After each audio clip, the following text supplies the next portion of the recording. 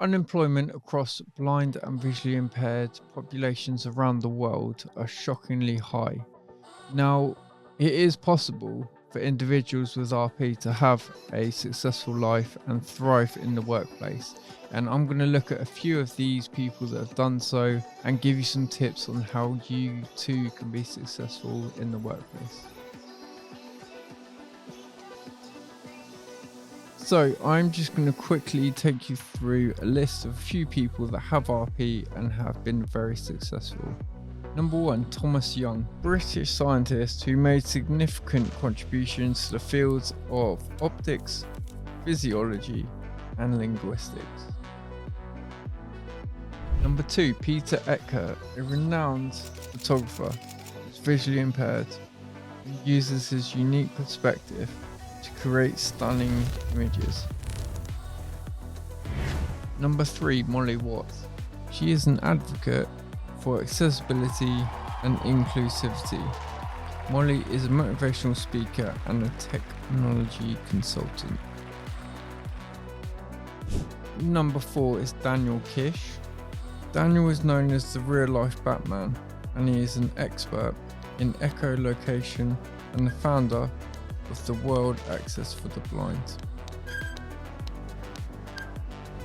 So what these people are showing is that just because you have RP, it doesn't mean that you can't be successful and that you can't push on to have great success in your career.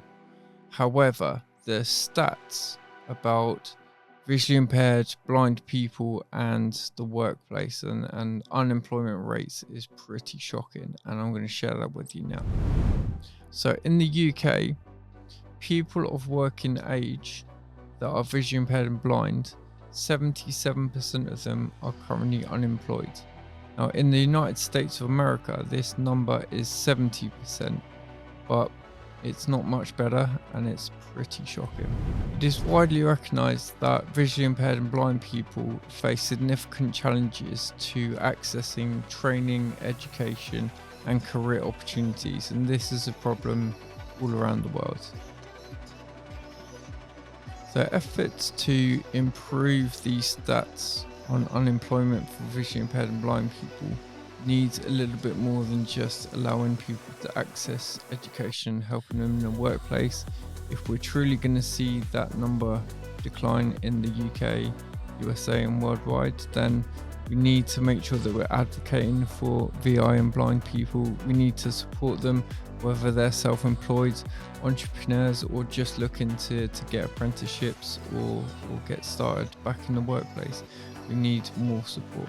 Now, people with RP have a lot to offer the workplace, and what I see a lot in the support groups and the Facebook pages that I'm a member of, people just don't know where to go for work. They don't know what to do. They don't feel like they have any value, and they don't feel like they have any skills, and they definitely do. And I'm going to help to shine a bit of a light on some of the career options that are out there for people with RP. So firstly, you could be an accessibility consultant, which is a posh way for saying that you can help to advance accessibility for other disabled people around the world. Now, in previous videos with Hannah, we've spoken about accessibility, so go and check out them videos if you want to find out more. And number two is looking at technology, and perhaps you can be a specialist or a consultant that helps disabled people access technology more easily. Now, obviously, this needs a level of education and training, so it's not something that you could just decide to apply for, but it's definitely an option for all the young up-and-coming scientists among you. Now, number three is getting into counseling and therapies that involve either touch, like myself, I do sports therapy and massage, but you can also look at therapies that people come and see you and they sit down and they talk through whatever issues they're facing. Some of the best listeners in the world, I believe, are blind people. So actually being able to support other people in their time of need, counseling and therapies are a great way to get into work. Number four is for people that are a little bit of an entrepreneur. I don't know what you might be good at, and I don't know what services, what products you might be able to create, but some of the most successful business people with their own businesses all have these disabilities, and actually your unique perspective on the world might give you an opportunity to come up with something that hasn't been done yet and allow you to run your own business and have your own company and be very successful. And finally, you could be a teacher or an educator. Now, children might not be your thing, but you can help train other blind people, people with disabilities. You can help the next generation of people to teach others whatever skill you might have.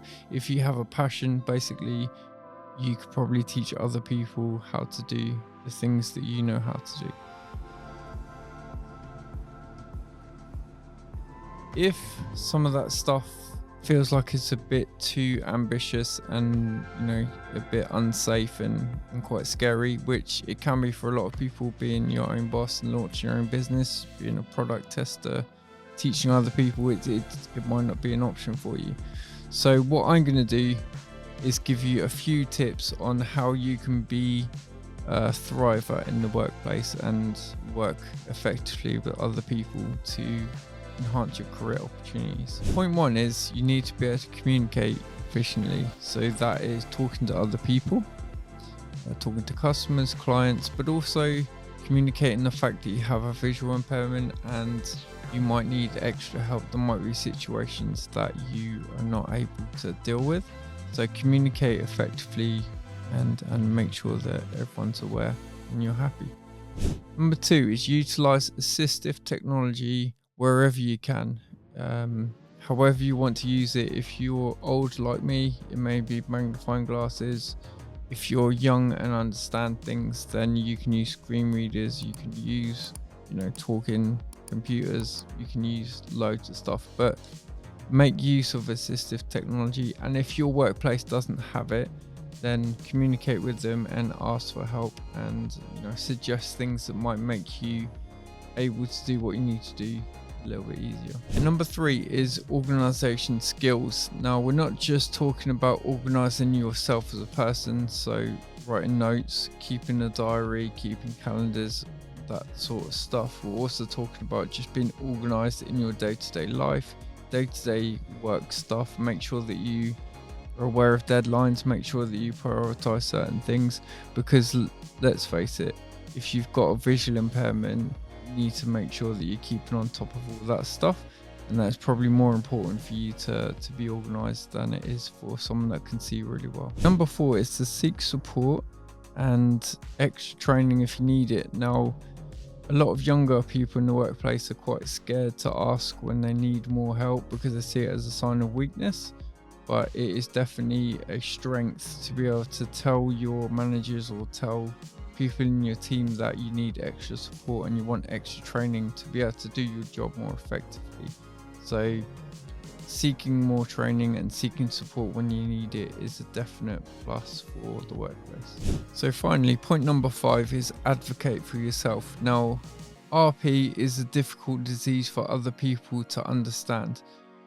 You can see some things, but you can't see other things.